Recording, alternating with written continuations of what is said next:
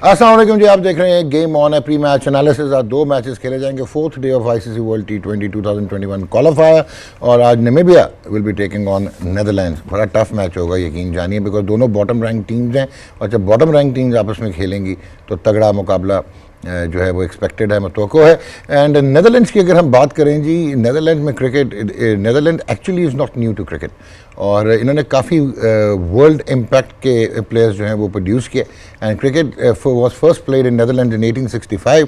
First recognise match was recorded in 1888 और उसके बाद इन्होंने आईसीसी वर्ल्ड कप्स जो हैं वो 1996 में पहली मरतबा जो है वो क्वालिफाई किया था, जहाँ पे हमने अपॉन्सो और रोलैंड लफाबा वगैरह देखे थे, वन ट्रूस्ट वगैरह।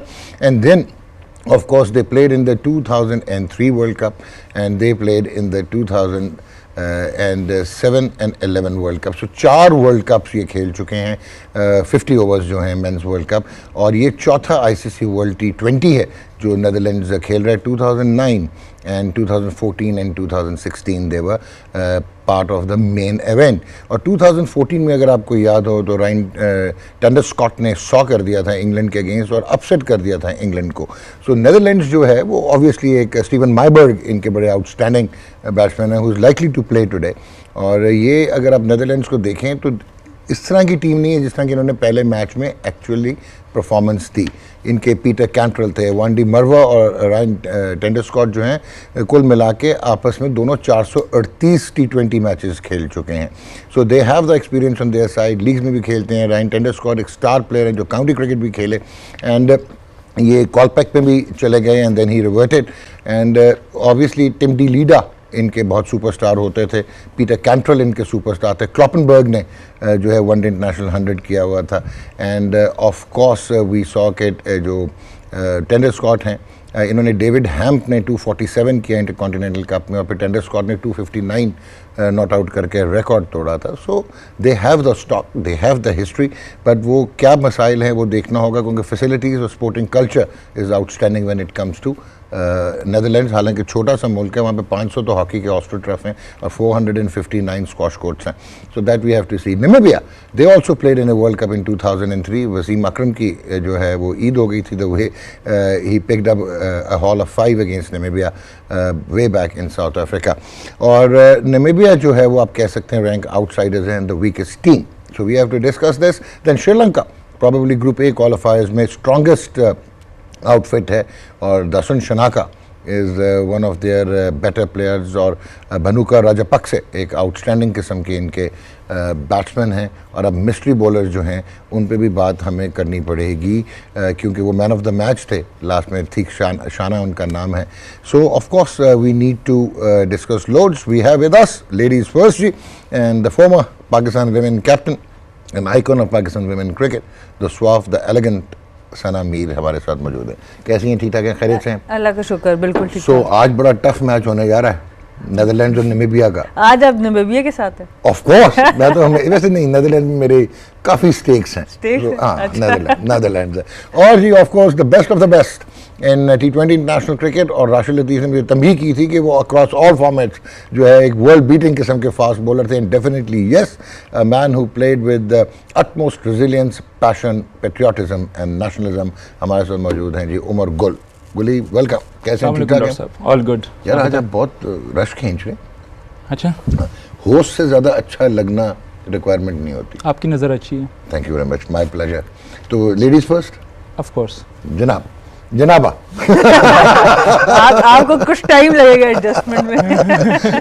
इसमें जेंडर डिस्क्रिमिनेशन कोई नहीं है, आदत नहीं है। आदत नहीं। Anyways, how do you see Netherland? अच्छा, आपने देखा होगा कि इनके अच्छे तगड़े प्लेयर्स आते हैं। It's not like an associate member type, इनके काफ़ी प्रोफेशनल हैं। एक हमारे जो चेयरमैन और सिलेक्टर्स हैं ना, वो भी डबल इंटरनेशनल है, नेदरलैंड से भी खेले हुए हैं। बिल्कुल बिल्कुल, मोहम्मद वसीम का। और इसमें सबसे मुझे इसमें एक किस्सा याद आता है। नेदरलैंड की टीम जब दिमाग में आती है, हम पहला क्वालिफायर्स खेलने गए 2008 में, साउथ अफ्रीका में हमारा क्वालिफायर्स था। तो हॉलैंड नेदरलैंड से हमारा मैच था। तो जब हम ग्राउंड में उतरे ना तो वो 6-6 फुट और 5-5-10 इंच की लड़कियां, बड़ी बड़ी, उनके शोल्डर्स बड़े हैं, बाइसेप्स बड़े हैं। तो देख के ना आधी टीम तो पहले ही डाउन हो गई। हमारी मैक्सिमम 5'6", 5'4" और 4 फीट की भी थी। तो वो देख के हम बड़े परेशान हुए। पर जब हमने स्किल का मुकाबला किया तो अल्लाह का शुक्र है हम जीत गए। तो ओवरऑल इनकी जो जीन्स भी स्ट्रॉन्ग है, इनका कल्चर स्पोर्टिंग बड़ा ज़बरदस्त है, फिटनेस है, जैसे आपने हॉकी का बताया, इतने ग्राउंड्स हैं, मेजॉरिटी इनके प्लेयर्स दोनों स्पोर्ट खेलते हैं, हॉकी भी खेलते हैं और क्रिकेट भी खेलते हैं, और उसका इन्फ्लुएंस इसके इनके हर तरह की जो इनकी जिस तरह ये क्रिकेट खेलते हैं उसमें भी नज़र आता है हॉकी का इन्फ्लुएंस। बहुत ज़बरदस्त जो इनकी चीज़ है, इनके 4 प्लेयर्स हैं जिनकी एवरेज भी 30 से ऊपर है और स्ट्राइक रेट भी 120 से ऊपर है, which is very very healthy in T20 cricket. और उसके मुकाबले में जब आप नामीबिया देखते हैं उसमें आपके पास इतना सिर्फ एक हैं, 2 प्लेयर्स हैं, जेरार्ड एरास्मस और जॉनसन स्मिथ, जिनके स्ट्राइक रेट और एवरेजेस जो हैं वो 34 और 140, 34 एंड 150। बट उनका क्रेग विलियम्स और David visa definitely is a match winner, but उसके साथ सिर्फ 2 प्लेयर्स हैं। यहाँ पे आप देखें तो Colin Ackman, Ben Cooper, max O'Dowd और रायन टेंडरस्कॉट, ये चारों ऐसे हैं कि जो कि मैच जीत सकते हैं। तो इस वजह से Netherlands of course with history. आपने मुझे मुसीबत में डाल दिया था कि ये डेविड वीज़ा तीसरे प्लेयर बने जिन्होंने 2 कंट्रीज को रिप्रेजेंट किया इन वर्ल्ड T20s। जी जी, तो एक तो वेंडर मरवा है, एक डर्क नेनेस है और एक ये। ओके, ठीक हो गया। सो आज आपकी फेवरेट नेदरलैंड्स है जी? cricketing favorite, yes, with the cricketing hat on. वैसे भी नेदरलैंड्स फेवरेट होना चाहिए, quite a beautiful country. I've not been there, so अभी हाँ, but yeah, they are nice people. They are very nice. They are very nice people and it's a beautiful country. जनाब उमर गुल साहब, Netherlands के against आप खेले जी, और कैसे लगे आपको? उनकी स्पिरिट, उनका वो क्या एमेच्योर्स ही हैं या प्रोफेशनल्स हैं? नहीं, आपके अगर उनके फिटनेस वाइज देखें तो काफ़ी फिट है, जिस तरह सना ने कहा कि उनके एक स्पोर्टिंग कल्चर है, लेकिन मेनली वो जो ज़्यादा वो खेलते हैं हॉकी खेलते हैं, क्योंकि मैंने लास्ट ईयर विज़िट किया था, जस्ट वैसे ही हॉलैंड में गया था, तो वहाँ पे क्रिकेट के ग्राउंड बहुत कम है, बजाय वो हॉकी के काफ़ी सारे हैं, जिस तरह आपने भी मेंशन किया। क्रिकेट इंफ्रास्ट्रक्चर में शायद ऑस्ट्रोटर्फ भी हैं और जी ऑस्ट्रोटर्फ ज़्यादा वो वहाँ पे यूज़ करते हैं, तो ग्रीन वगैरह में है शायद क्रिकेट ग्राउंड। इनकी जो नेशनल साइड था हमारे अगेंस्ट कर रहा था, मैं कम बैक कर रहा था रिहेब करके 2004-05 में, तो इनके हम ए टीम के साथ गए थे, इनकी मेन टीम थी, लेकिन खैर हमको तो बीट नहीं कर सके वो जो हमारा जो कल्चर है क्रिकेट का। लेकिन ओवरऑल अगर आप देखें तो मेरे ख्याल से इनके 3-4 प्लेयर ऐसे कि जिन पर रिलाई करेंगे नामीबिया, और बाकी जो नेदरलैंड के है तो उसमें 6-7 लड़के ऐसे हैं कि जो एंकर रोल प्ले कर सकते हैं, और उनका जो कंट्रीब्यूशन है टूवर्ड्स द मैच विनिंग, तो मेरे ख्याल से एज है फिर नेदरलैंड को। और एक चीज़ बड़ी इंटरेस्टिंग है जी, Bas de Leede, his father was a Netherland superstar Tim de Leede, so ठीक ठाक इन पे प्रेशर होगा, वही जो अभी हम बात कर रहे थे कि सक्सेसफुल फादर के बच्चों पे लोग समझते हैं कि उनके लिए आसानी है, शायद उनके लिए मुश्किलें ज़्यादा होती हैं। आप टीम्स जी अगर हमें स्क्रीन पे डिस्प्ले कर सकें, and we would like to see कि नेदरलैंड्स और नामीबिया का पहला मैच है, तो वी हैव टू सी। ये तो आपने हमें दे दिया जी स्केजुअल, 3 बजे हमारे 3 बजे शुरू होना, यानी कि अबू धाबी में है ये match, and again Abu Dhabi will be like beneficial for Netherlands मेरे ख्याल में, अगर उनकी बॉलिंग देखें, या आपसे बाद में बात करते हैं। नेक्स्ट दिखाइएगा जी, और ये Ireland versus Sri Lanka, this is going to be a good competitive match. Yes, ये अच्छा मैच, ये तगड़ा मैच होगा, क्योंकि आयरलैंड भी फुल मेंबर है, श्रीलंका भी फुल मेंबर है, so let's see. And group A का, और ये शायद लेकिन इसमें आपने सही बात की थी कि ओपन तो है नहीं, ये तो 2 फेवरेट्स हैं to move on to super 12। इनका ग्रुप उतना ओपन, तो ये तो वेरी मच डिसाइडेड ही है, ये ऑलमोस्ट डिसाइडेड ही है। ये आगे जी नामीबिया का स्क्वाड, जेरार्ड एरास्मस इनके कप्तान हैं, जो कि बेसिकली बैटिंग ऑलराउंडर हैं, 15 T20 इंटरनेशनल लास्ट 2 साल में खेले हैं, एंड वी हैव सीन के इनका हाईएस्ट 72 है, जिस तरह सना कह रही थी, average of 34.82, and strike rate भी इनका 140.29 है, तो he is a star cast for Namibia.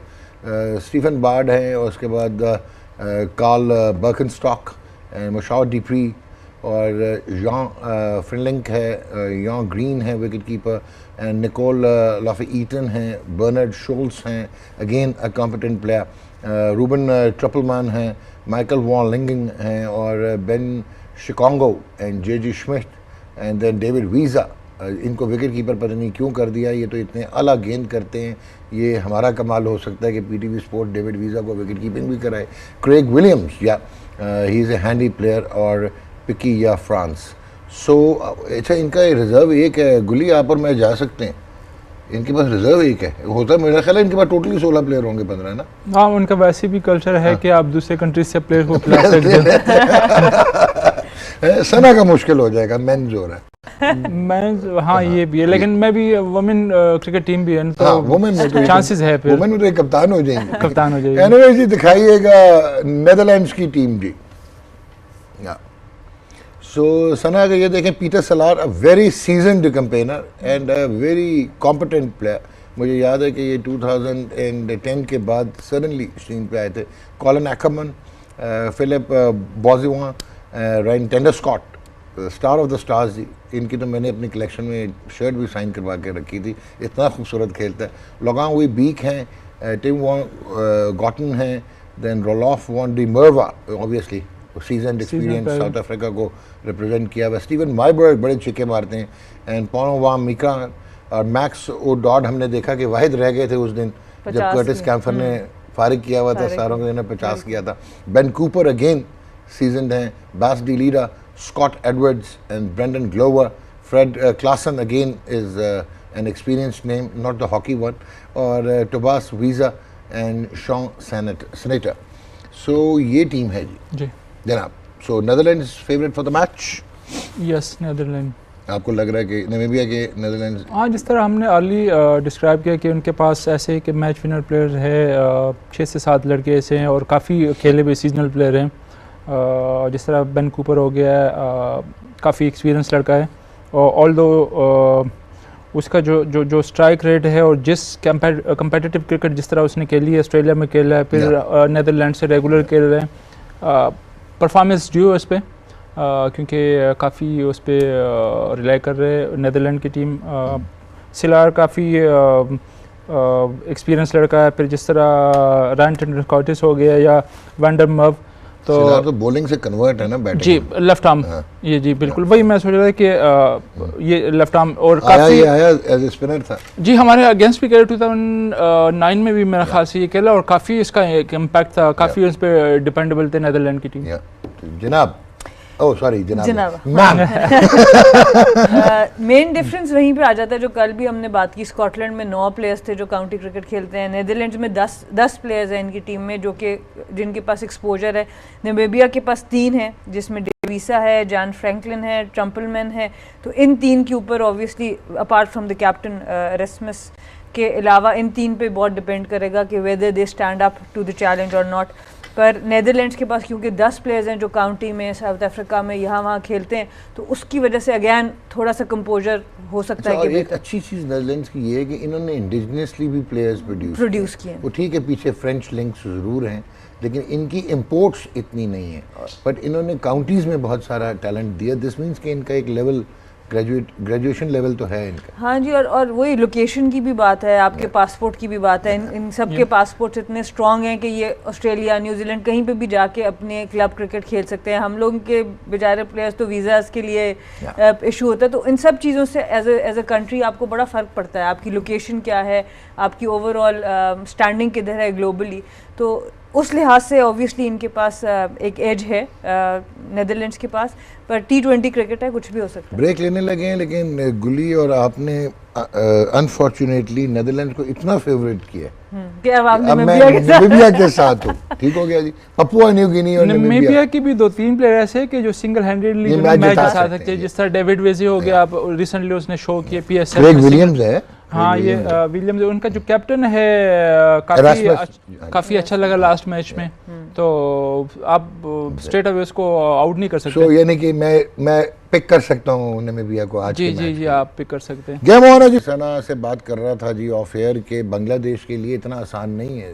They have to win their match, और that either they have to complete and overall the target in 18 overs और the margin of run should be 15।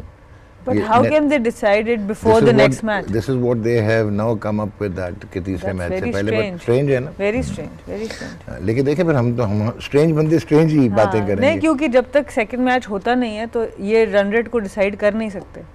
मेरा जो जहाँ तक experience है, net run rate तो है, गुली भी एग्री करेगा। क्या पहले नहीं, लेकिन इनके नेट रन रेट में वो तो आप कर सकते हैं ना फोरकास्टिंग? नहीं, बिकॉज ओमान और स्कॉटलैंड का जो नेट रन रेट का डिफरेंस होगा उससे ज्यादा से इनको जीतना है। सो अभी से प्रिडिक्ट नहीं किया जा सकता कि उनके रन रेट का क्या मार्जिन है। But this can be a forecast. पहला मैच भी है, उनका मैच भी पहला है। हाँ जी, उनका पहला है ना, तो इसलिए उनको क्लियर कट नहीं होगा। वो बस चाहेंगे स्कॉटलैंड जीते ताकि ओमान रेस में से वैसे ही बाहर हो जाए। ठीक है, सो उस दिन हमने सपोर्ट ओमान को करना है। पहले तो बांग्लादेश, आप पापा न्यू गिनी को छोड़ दिया? नहीं, वो तो अब मेरे को उम्मीद नहीं रहेगी ना, दिल टूट गया यार। उमर गोल अगर थोड़ा सा सपोर्ट कर देते ना पपुआ न्यू गिनी को, 3-4 महीने जाके कोचिंग कर देते, तो मैं बता रहा हूँ कि ये जो वेगी मोरिया है ना, उसने सारों को डेवस्टेट कर देना था। देखिए डॉक्टर साहब, ये तो गलत बात है ना कि आप वो 2 मैच हार गए और आपने जो ना हाथ छोड़ दिया। मैंने हाथ नहीं छोड़े, टूर्नामेंट से तो बाहर हो गए। स्पिरिट नहीं होना ये, टूर्नामेंट से तो बाहर हो गए ना। एनीवेज दिखाइएगा जी पॉइंट्स टेबल। सो अब पॉइंट्स टेबल देखते हैं and this is group B. Now this is like good, interesting है कि अभी तक स्कॉटलैंड और Oman they are well clear of Bangladesh and Papua New Guinea. ये पपुआ न्यू गिनी का मुझे नेट रन रेट पसंद आया यार, it is better than Bangladesh अगर आप देखें तो। इसलिए तो कह रहा हूँ कि आपने जो ना डिसाइड नहीं होना, स्टिल वो रन रेट पे अच्छे हैं। सो बांग्लादेश का 0.5 है। अच्छा, आउटसाइड चांस बन सकता है पापा न्यू गिनी का। मैं आपको बताती हूँ, बताएं जरा कैसे। मैं आपको बताती हूँ आउटसाइड चांस है। रन रेट उनका बड़ा जबरदस्त है। अगर वो बांग्लादेश को हरा जाते हैं तो बांग्लादेश 2 पॉइंट्स पे रुक जाएगा, ठीक है। पापा न्यू गिनी के भी 2 पॉइंट्स हो जाएंगे और रन रेट और बेहतर हो जाएगा। और स्कॉटलैंड अगर ओमान को अच्छी तरह हरा देता है तो वो भी 2 पॉइंट्स पे रुक जाएगा स्कॉटलैंड। मैं कहता हूँ सना, आपने खुश किया। पपुआ न्यू गिनी का चांस अभी भी है। द लास्ट बॉल साउथ वाला, it is the game till the last ball. यानी कि दे स्टिल देखें, आपको खुश किया ना सुबह सुबह। ये प्रैग्मेटिक प्री प्लान हमने किया था, प्री प्लान दिखाइएगा जी दूसरा अपना ग्रुप ए का। वो खैर ऑल सेट एंड डन ही लग रहा है, बट दिखा दें। श्रीलंका 2.607 और लेकिन इनके भी एक मैच हुए हैं। Ireland 1.755, Netherlands 1.755। यार अब नामीबिया का जरा नेट रन रेट देखें, क्या ख्याल है? हैरानी की बात है, हार के भी इतना अच्छा नेट रन रेट है। Technically they are equal to Sri Lanka. This is interesting, very interesting कि हारने के बाद इतना नेदरलैंड भी रन रेट पे इक्वल है। हाँ, तो अभी इसका मतलब है ये भी गेम हो सकती है। Netherlands can spring a surprise, नहीं? एफ एंड बर्ड्स वाली बात हो गई। Okay, now coming on to Sri Lanka versus, ये तो डन एंड डस्टेड है ना कि नेदरलैंड्स आपका फेवरेट है। नेदरलैंड्स जो है अपना उमर का फेवरेट है। नेदरलैंड्स ने जीतना जरूर है, लेकिन मैं नामीबिया के साथ अलम बरदार में। लेकिन आप नहीं सकते कि नामीबिया हार सकते, क्योंकि अगर आप T20 की बात कर लेना, T20 में 1-2 प्लेयर आपको मैच जिता सकते हैं। और जिस तरह हमने बिफोर द ब्रेक हमने कहा कि डेविड विजे और जिस तरह उनका वो जो एरेसमेंट से कैप्टन उनका स्ट्राइक रेट भी देखे, या रिसेंट पास में विजे का जिस तरह के मैच विनिंग परफॉर्मेंसेस दिए कलंदर के लिए, तो आप इसको स्ट्रेट अवे नहीं कह सकते कि यार T20 क्रिकेट है और 1-2 पार्टनरशिप या 1-2 ओवर जो ना आपको मैच जिता सकते। और क्रेग विलियम्स भी टॉप ऑर्डर पे और अच्छा खेलते हैं, strike rate of 121.2। Johnson Smith और बर्किनस्टॉक के भी स्ट्राइक रेट बहुत अच्छे हैं और जॉनसन स्मिथ का तो एवरेज भी बहुत अच्छा है। सो अच्छे प्लेयर्स हैं यहाँ पे। सो नाउ जी let's come on to Sri Lanka.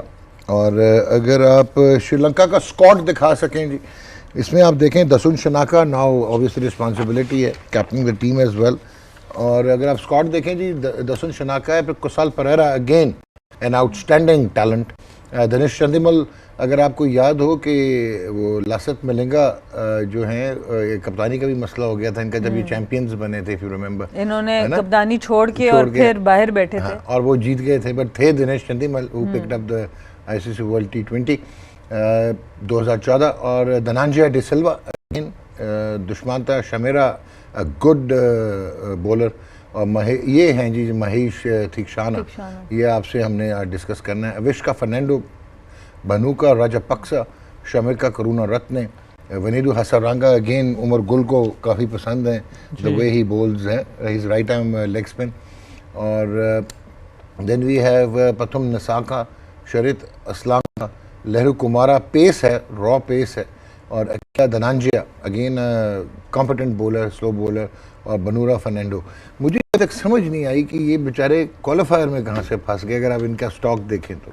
इनका जो क्वालिफायर्स खेलने का वजह ये थी कि 31 दिसंबर 2019-20 जो भी आपकी कट ऑफ डेट थी, उस वक्त ये टॉप 8 में नहीं थे। तो जो पॉइंट सिस्टम था, इवन दो कि they are the only world champions who are playing the qualifiers, उसकी वजह ये थी कि जो आईसीसी की पॉलिसी है फॉर डायरेक्ट क्वालिफिकेशन वो उस डेडलाइन डेट तक है। तो इट कैन बी कि वो उन दिनों में मैचेस ज़्यादा नहीं खेले, या जो मैचेस खेले वो हार गए। और इनका पॉलिटिकल टर्मोइल भी था तब, क्रिकेट की पॉलिटिक्स बहुत चल रही थी, तो उस वजह से हो सकता है कि मैचेस ज़्यादा ना खेले हों, या जो खेले थे वो हार गए, तो उस वजह से उस टाइम पे ये टॉप 8 का हिस्सा नहीं थे। क्योंकि मैं तो ये इनकी यार मतलब ये इंटरनेशनल लेवल के प्लेयर्स हैं, प्रॉपर स्टॉक अगर आप T20 में देखें तो पूरा ऑप्शन है। बॉलिंग में अगर आप देखें उनके पास गुड पेसर है, अच्छे पेसर है, जो 140 प्लस उनका लेरू कुमार 145 प्लस, चमेरा बहुत तेज है। चमेरा तेज है। अगर आप फिर स्पिन में आ जाते तो काफ़ी डिफरेंट वेरिएशन काफ़ी सारे इनके पास। बैटिंग में अच्छे strike rate although on the sheet उनके इतने अच्छे नहीं, लेकिन अगर आप रियलिटी में देखें तो उनके स्ट्राइक रेट बहुत अच्छे हैं। ये अगेंस्ट सना वाली बात की आखिरी 2 साल का है ना जी, लेकिन अगर आप एबिलिटी देखें तो वो तो बहुत तगड़े एबिलिटी वाइज अगर उनके पास देखें, ऊपर से देखें कुशाल परेरा हो गया है उनका, जो फर्नांडो अविश का बड़ा ज़बरदस्त है, और नीचे भी चंदीमल काफ़ी एक्सपीरियंस। वो भी नहीं है जो राजापक्से, बनुका राजापक्से जी, अगेन वो इसमें नहीं है क्योंकि वो इतने मैच नहीं खेला होगा जी, बट बनुका राजापक्से अगेन इज काफ़ी कॉम्पिटेंट प्लेयर है, और परफॉर्म किया अगेंस्ट पाकिस्तान बड़ा अच्छा है उसने परफॉर्म किया, बहुत अच्छा खेलता, बहुत अच्छा है। लाइक ये कहते हैं कि एक कंप्लीट पैकेज कह सकते हैं श्रीलंकन टीम को। तो श्रीलंका तो आपको जाते नजर आ रहे हैं, और श्रीलंका पहुंचेंगे ग्रुप ए में। श्रीलंका डिपेंड करता है, वो हमारे ग्रुप में लाइएगा प्लीज। हमारा ग्रुप भर रहा है एशियन से, मैं आपको बता रही हूँ। बांग्लादेश का भी चांस बन रहा है, अफगानिस्तान पाकिस्तान ऑलरेडी है, और ऊपर से श्रीलंका आ गया। तो टेक्निकली तो न्यूजीलैंड भी आधा एशियन है, ऑस्ट्रेलिया, तो बस फिर वो एशियन ग्रुप हो जाएगा। Okay, now your two cents on Ireland, क्योंकि आयरलैंड के पास भी ये Balbirnie is quite competent. उसके बाद कर्टिस कैम्फर्ड ने आपको 4 बॉलों पे 4 विकेट ले ली, लेकिन मेरा मतलब मुझे लगता है ये इनकी लास्ट हो रही लग रही थी। आयरलैंड का स्क्वाड दिखाएं जरा। आयरलैंड का पॉल स्टर्लिंग और केविन ओब्रायन, उस पे बहुत ज्यादा ये लोग डिपेंड करते हैं। हो गए Mark Adair, Curtis Campher, Gareth Delaney is again a very good player. और उसके बाद आ जाए ये, इन्होंने उस दिन भी रन्स किया, परफॉर्म किया। और जॉर्ज डॉकरल, ये इनकी राइज बड़ी प्रोडिजियस थी, लेकिन शायद इंटरनेशनल लेवल पे उस तरह वो नहीं कर सके। देन आप देखें Josh Little and then Andrew McBrine जो है वो अगेन, और केविन ओब्रायन अब वो वाली बात नहीं है, but he has been a rolling superstar. 100 किया था वर्ल्ड कप 2011 इंग्लैंड से जीत गए। He is the Chris Gayle for Ireland. Chris Gayle for Ireland. अगर ये पूरी कंटिन्यू करने दें जी, अगर आप इजाज़त दे दें हमें जी।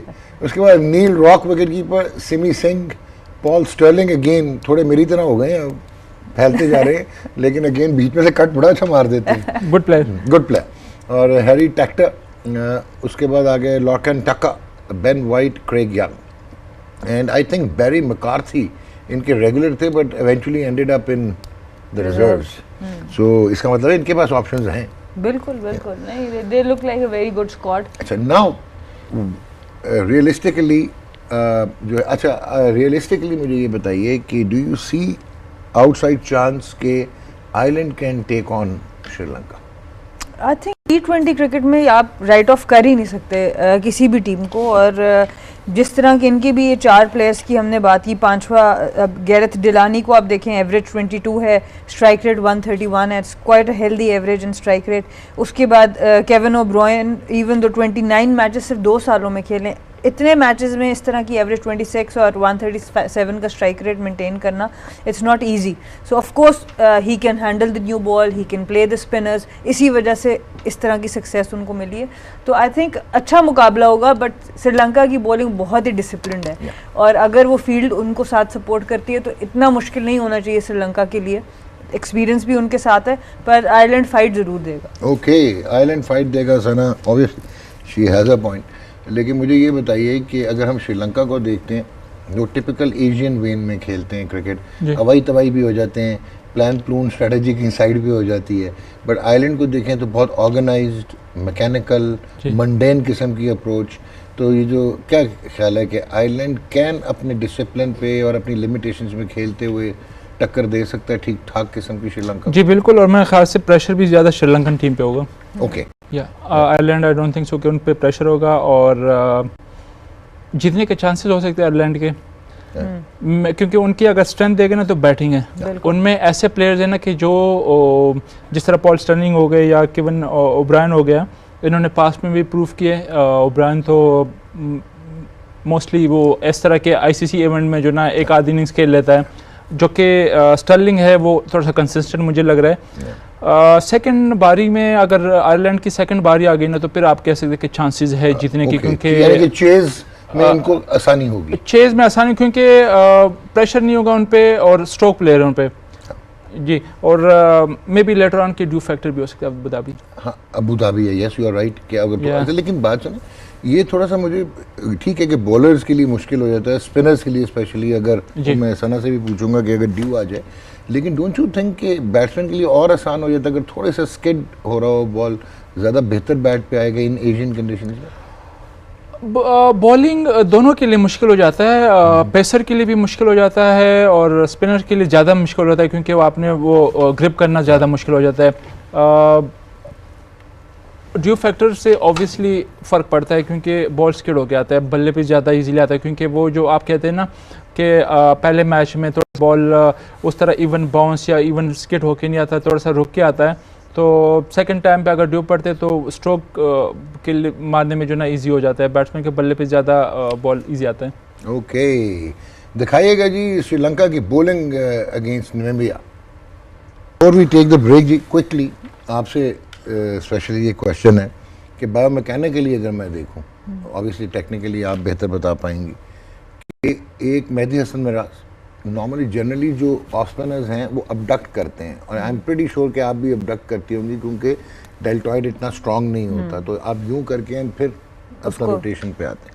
अब मेहदी हसन मिराज को देखें और इसको थिकशाना को देखें, ये अडक्ट कर रहे हैं अंदर, और फिर इसका मतलब है they have a very strong arm, and probably this is the reason कि इनकी बाइट भी है और रेवोल्यूशंस भी ज़्यादा मिलेंगे, लेकिन प्रोबेबली आप लोग जो अबडक्ट करते हैं वो फ्लाइट में ज़्यादा डिसीव कर सकते हैं, इनके लिए फ्लाइट में डिसीव करना मेरा भी इनके करीब एक्शन था, because I started off as a medium pace bowler, तो मेरा जो ओवरऑल आर्म स्पीड थी वो ज़्यादा थी एज कम्पेयर टू दूसरे ऑफ स्पिनर्स, तो इसका फ़ायदा होता है इनकी आर्म बॉल बहुत अच्छी होती है, फास्टर वन बहुत अच्छी होती है, तो वेरिएशन में ऐसे बॉलर्स आउट ज़्यादा कर सकते हैं। तो हमने इन दोनों को भी देखा है कि ये इसी तरह से कर रहे हैं कि इनकी वेरिएशन बहुत अच्छी है बॉल में, और इवन कैरम बॉल भी जो है उसकी भी पेस एक आर्म ऑफ स्पिनर के करीब है, तो इस तरह के बॉलर्स T20 क्रिकेट में ख़ास तौर पे बैटर्स को ज़्यादा प्रॉब्लम दे सकते हैं।